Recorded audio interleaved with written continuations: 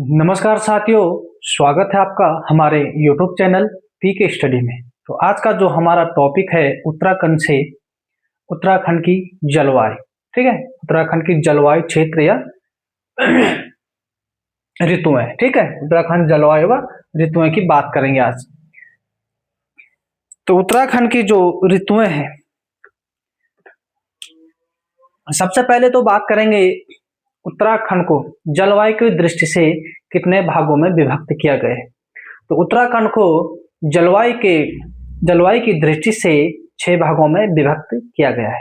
ठीक है, और अगर यहाँ पे कंफ्यूज मत होना, यहाँ पर एक क्वेश्चन ऐसा भी बन सकता है कि उत्तराखंड को भौगोलिक की दृष्टि से, अगर भौगोलिक की दृष्टि से आएगा कितने भागों में विभक्त किया गया है, तो आपका आंसर आएगा 8। ठीक है, अगर जलवायु की दृष्टि से पूछेगा तो आपका आंसर रहेगा 6। ठीक है, यही अंतर देखना आपने। अगर जलवायु पूछेगा तो 6 पे टिक मारना है, अगर भौगोलिक क्षेत्र पूछेगा तो 8 पे टिक मारना है। ठीक है, तो अब बात करते हैं हम उत्तराखंड की जलवायु एवं ऋतुएं। ठीक है, तो जलवायु की दृष्टि से उत्तराखंड को 6 भागों में विभक्त किया गया है। उसमें सबसे पहला आता है उपोष्ण जलवायु, गर्म शीतोष्ण जलवायु और शीत शीतोष्ण जलवायु, शीत शुष्क जलवायु और एल्पाइन जलवायु, और लास्ट में आता है हिमानी जलवायु। ठीक है, तो आपको मैं एक एक बताऊंगा। तो सबसे पहले बात करते हैं उपोष्ण जलवायु क्षेत्र। ठीक है, उपोष्ण जलवायु।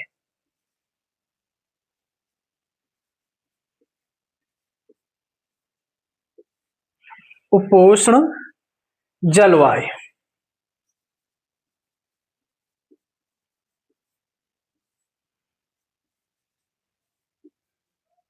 उपोष्ण जलवायु क्षेत्र।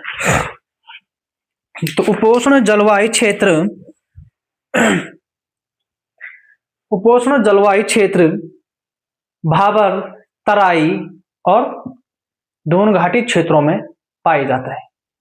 भाबर, तराई और दून घाटी क्षेत्रों में पाया जाता है उपोष्ण जलवायु। ठीक है, उपोष्ण जलवायु जिसकी ऊंचाई 900 मीटर तक की ऊंचाई पे किस प्रकार की जलवायु पाई जाती है? उपोष्ण जलवायु क्षेत्र। ठीक है, 900 मीटर के क्षेत्र में। ठीक है, 900 मीटर तक की ऊंचाई तक जो जलवायु पाया जाता है आपका, वो पाया जाता है उपोष्ण जलवायु। तो सबसे पहले बात करेंगे उपोष्ण जलवायु उत्तराखंड के भाबर, तराई और दून घाटी। उत्तराखंड के भाबर, तराई, दून घाटी क्षेत्रों में। ठीक है, दून घाटी क्षेत्रों में किस प्रकार की जलवायु पाई जाती है? तो उपोष्ण जलवायु पाई जाती है। ठीक है, अब मैंने इसकी ऊंचाई की बात की थी, किस ऊंचाई तक? तो ये ऊंचाई की बात करेंगे तो ऊंचाई है आपकी 900 मीटर तक। ठीक है, 900 मीटर तक की ऊंचाई में किस प्रकार की जलवायु पाई जाती है? तो आपकी उपोष्ण जलवायु क्षेत्र पाई जाती है। इसमें क्वेश्चन मिलान के लिए आएगा। एक तरफ आपकी ऊंचाई दी जाएगी, एक तरफ आपका ये दिया जाएगा, और भी आएंगे जो वो दिया जाएगा, उसमें मिलान कर दी जाएगी। इसलिए ये बहुत इंपॉर्टेंट हो चुका है। ठीक है, उपोष्ण जलवायु क्षेत्र इंपॉर्टेंट भी हो चुका है, एग्जाम में कई बार क्वेश्चन बन गए। ठीक है, अब बात करेंगे हम दूसरा गर्म शीतोष्ण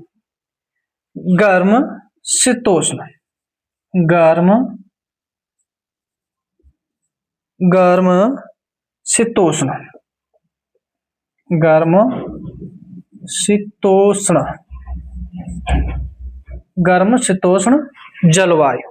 ठीक है, गर्म शीतोष्ण जलवायु। तो गर्म शीतोष्ण जलवायु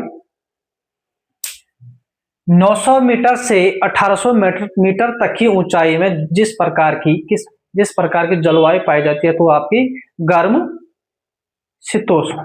ठीक है, गर्म शीतोष्ण जलवायु 900 से 1800 मीटर तक की ऊंचाई पर पाया जाता है। ठीक है, इसमें आपका सबसे जो मुख्य वृक्ष होता है वो होता है चीड़ का। ठीक है। यहाँ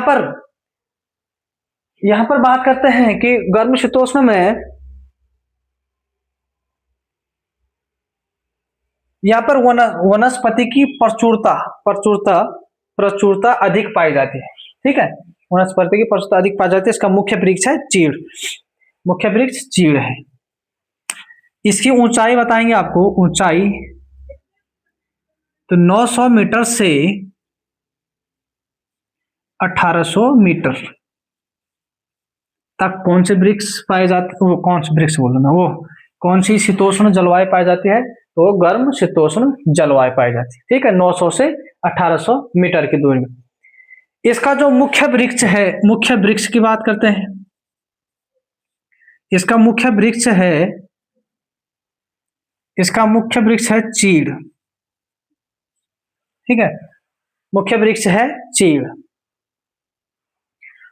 यहां पर वनस्पति यहां पर इस जलवायु क्षेत्र में वनस्पति की प्रचुरता अधिक होती है। ठीक है, वनस्पति की प्रचुरता अधिक होती है। प्रचुरता का अर्थ होता है अधिक मात्रा। प्रचुरता का अर्थ होता है अधिक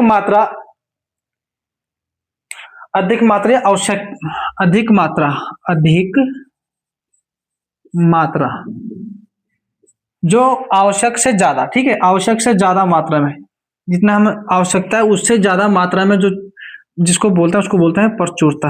आवश्यकता से ज्यादा। ठीक है, आवश्यकता से ज्यादा, इसका अर्थ बोल रहा मैं प्रचुरता का। ठीक है, तो ये हो गया गर्म शीतोष्ण हो गया, उपोष्ण जलवायु क्षेत्र हो गया। अब बात करते हैं शीत शीतोष्ण जलवायु। शीत शीतोष्ण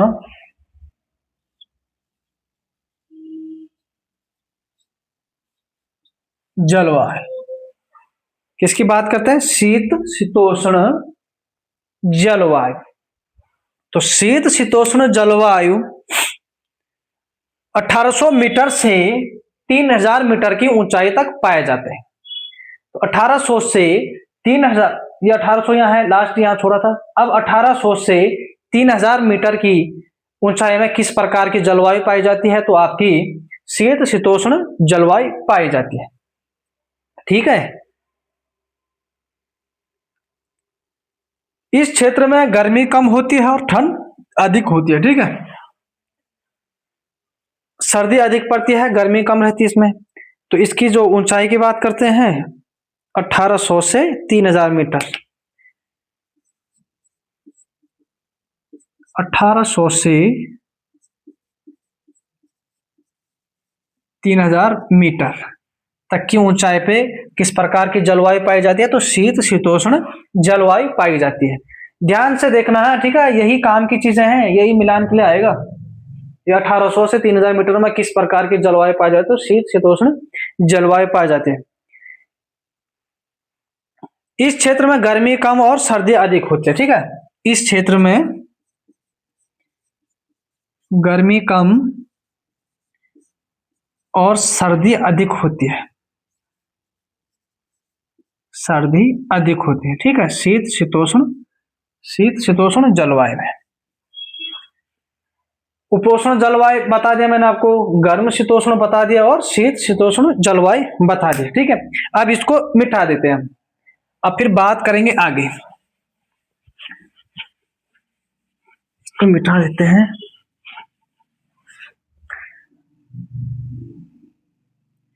अब बात करेंगे शीत शुष्क जलवायु। ठीक है, शीत शुष्क जलवायु। आगे बात करेंगे शीत शुष्क जलवायु और एल्पाइन जलवायु और हिमानी जलवायु। अब पहले बात करेंगे शीत शुष्क जलवायु। शीत शुष्क जलवायु किसकी बात करेंगे, शीत शुष्क जलवायु। तो शीत शुष्क जलवायु किस मीटर तक की ऊंचाई तक पाया जाता है? तो शीत शुष्क जलवायु 2500 से, ठीक है, 2500 से 3000 की ऊंचाई तक, 3000 मीटर तक, 2500 से 3000 मीटर की ऊंचाई तक पाए जाने वाला जो जलवायु है वो है शीत शुष्क जलवायु, ठीक है। ये वाला क्षेत्र अधिकांश ट्रांस हिमालय क्षेत्र में आता है, ठीक है, ट्रांस हिमालय वाला क्षेत्र होता है, ट्रांस हिमालय वाला क्षेत्र होता है, ठीक है। 2500 से 3000 मीटर की ऊंचाई वाले क्षेत्र में जो अधिकांश क्षेत्र आता है आपका ट्रांस हिमालय क्षेत्र में आता है, ठीक है। तो शीत शुष्क जलवायु आपकी 2500 से 3000 मीटर तक की ऊंचाई पर पाए जाने वाला जलवायु है, ठीक है। अब एल्पाइन जलवायु की बात करते हैं। अब एल्पाइन, ठीक है, एल्पाइन जलवायु।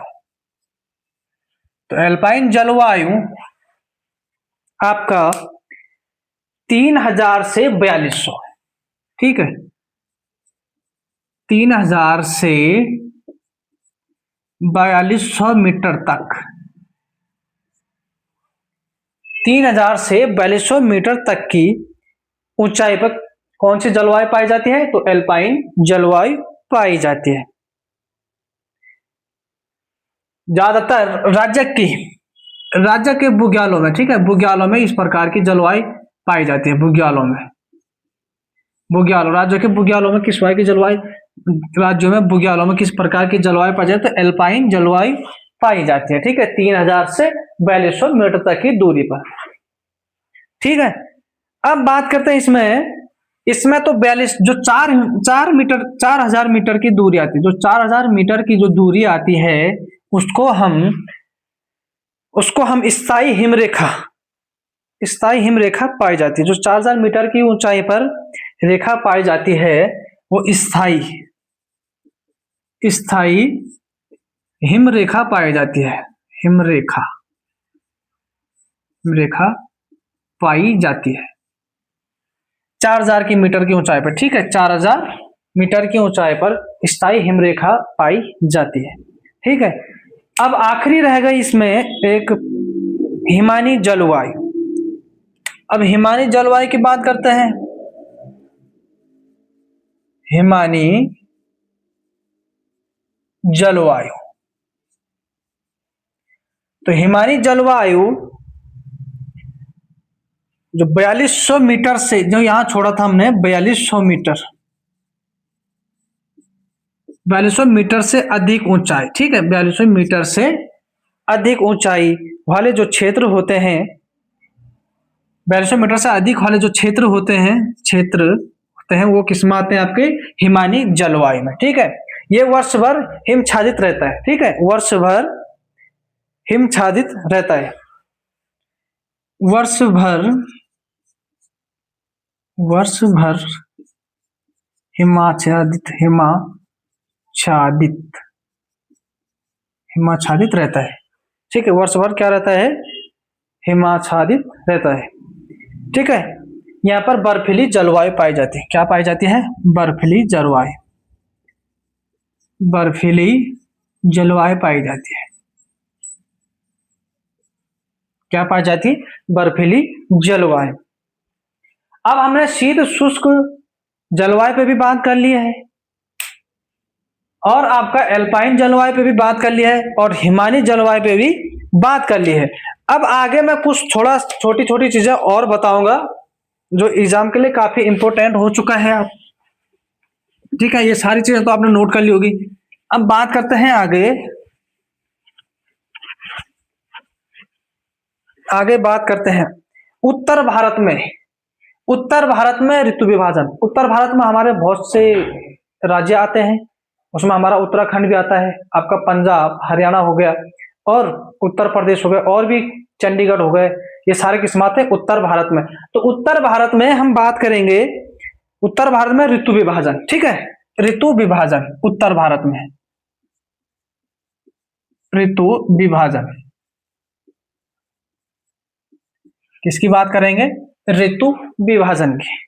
उत्तर भारत में किसकी बात करेंगे?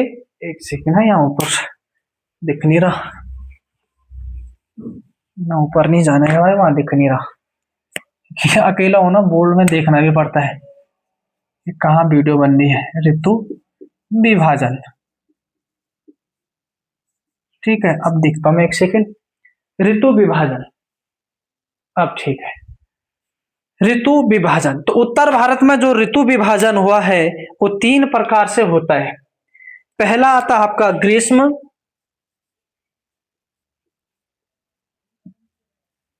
ग्रीष्म ऋतु,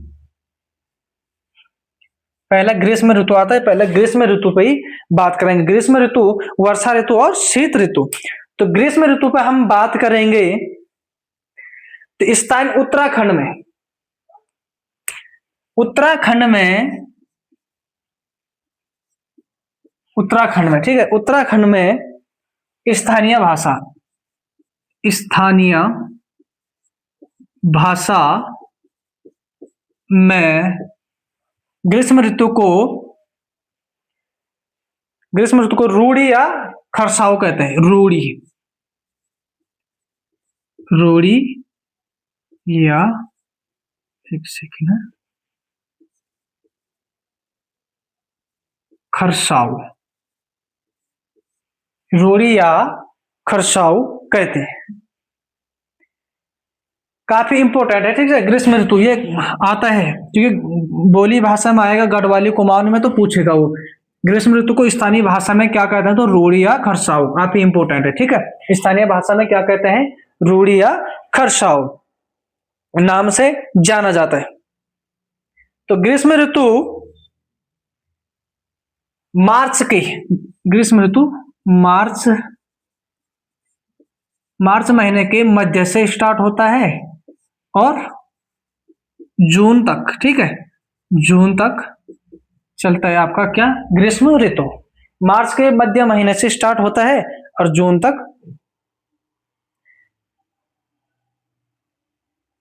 मार्च से स्टार्ट होता है ना, मार्च से स्टार्ट होता है और जून के मध्य, मार्च से स्टार्ट होता है तो मध्य जून तक रहता है, ठीक है। जून, आधा जून का आधा महीना, मार्च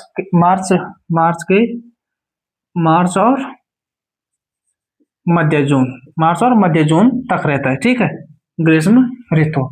इसे स्थानीय भाषा में रूढ़ी या खरसाव कहा जाता है।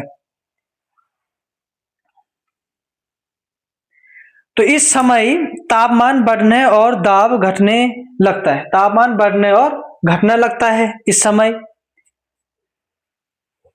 जिस कारण निम्न क्षेत्रों में तीव्र गति के साथ ओड़ल या तूफान, ओड़ल और तूफान को क्या कहते हैं? तूफान को स्थानीय भाषा में ओड़ल कहा जाता है स्थानीय भाषा में, ठीक है। तूफान को क्या कहते हैं स्थानीय भाषा में? ओड़ाल, ठीक है। क्योंकि यहाँ पे तापमान बढ़ने और दाब घटने लगता है, तापमान बढ़ता है तो दाब घटता है, जिस कारण यहाँ पे तूफान या ओड़न होता है, ठीक है, जून के महीने में। अब बात करते हैं आगे वर्षा ऋतु, ये तो कंप्लीट हो गया है। अब बात करते हैं वर्षा ऋतु।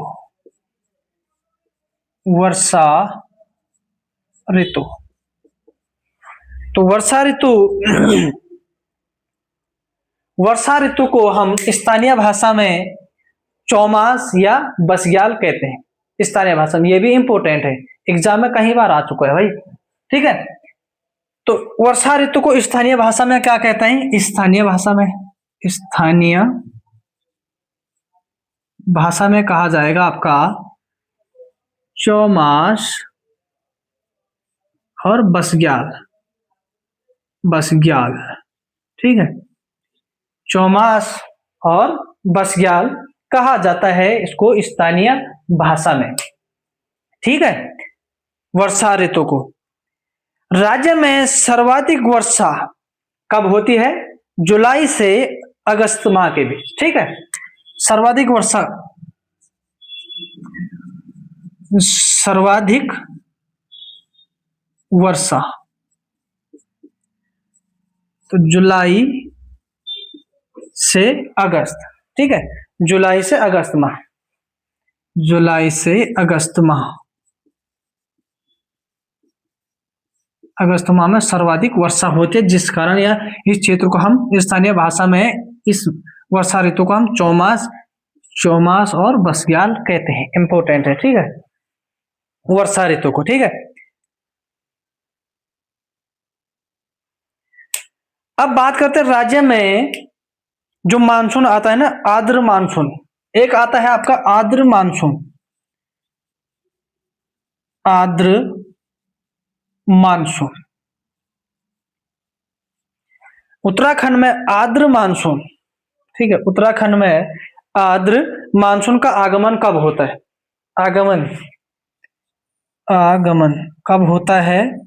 तो यह होता है आपका जून से अक्टूबर माह तक, जून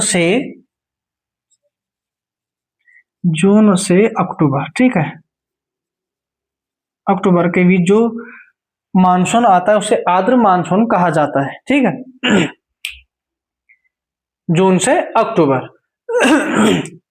अब वर्षा ऋतु भी हो गई है इसमें। अब ये आपने नोट्स बना लिए होंगे, ठीक है, इसको मिटा देता हूं मैं। अब एक मानसून और रह गया आपका भाई। इससे जितने भी क्वेश्चन एग्जाम के हिसाब से बता रहा हूं मैं, ठीक है।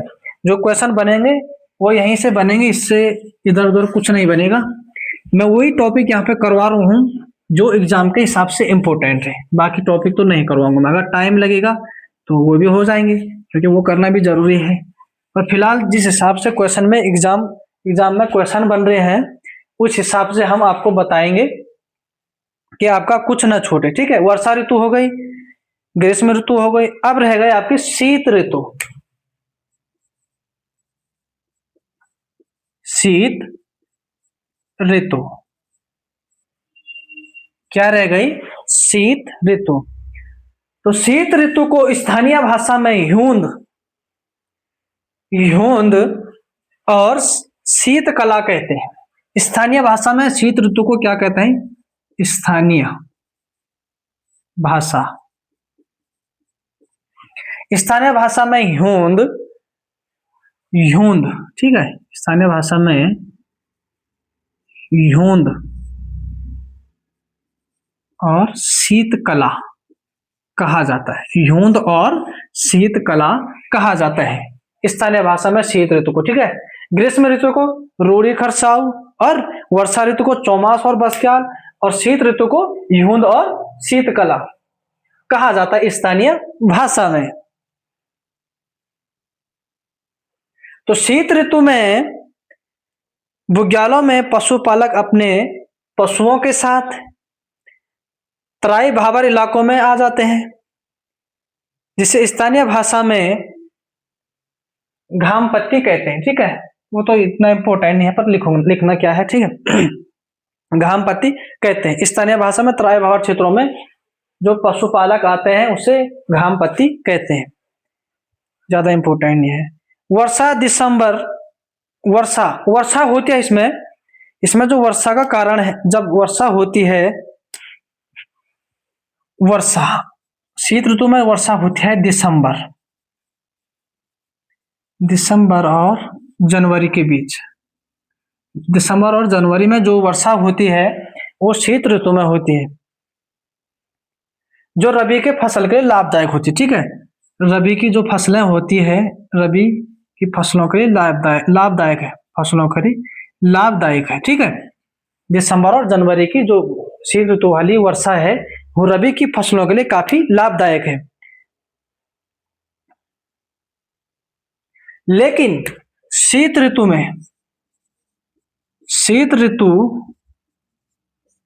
में पड़ने वाला एक होता है ना पाला, शीत ऋतु में पड़ने वाला पाला जो होता है ना, वो रबी की फसलों के लिए काफी नुकसानदायक होता है। ठीक है, नुकसानदायक होता है। जो पाला होता है वो फसलों के लिए काफी नुकसानदायक होता है। ठीक है, वर्षा तो आपकी लाभदायक हो गई, पर जो पाला होता है वो नुकसानदायक होता है। ठीक है, जो दिसंबर जनवरी में जो ठंड पड़ती है उसमें पाला भी गिरता है, और वर्षा होगी तो फसलों को लाभ भी मिलेगा उससे। ठीक है, अब शीत ऋतु में वर्षा का कारण, एक इंपॉर्टेंट चीज है शीत ऋतु में,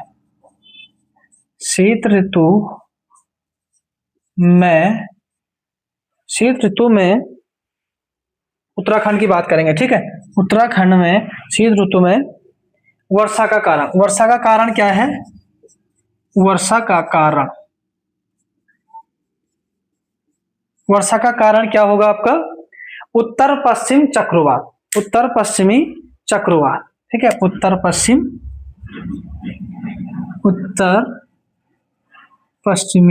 चक्रवात। किसकी बात करो मैं? उत्तराखंड में शीत ऋतु में वर्षा का कारण क्या होता है? जो उत्तरी पश्चिमी जो चक्रवात होता है उस कारण यहाँ पे वर्षा होती है शीत ऋतु में। ठीक है, तो मैं उम्मीद करता हूं आप लोगों को ये चीजें समझ आई होगी। ठीक है, मैंने एग्जाम के हिसाब से जितना हो सकता है बता दिया है। आपको इसके नोट्स बनाने हैं और अच्छे से तैयार करने हैं, बार बार रिविजन करना है। ठीक है, ताकि आपको अच्छे से याद रहे। ठीक, तो आज इस क्लास में इतना ही रहने देते हैं, मिलते हैं नेक्स्ट क्लास में। Thank you.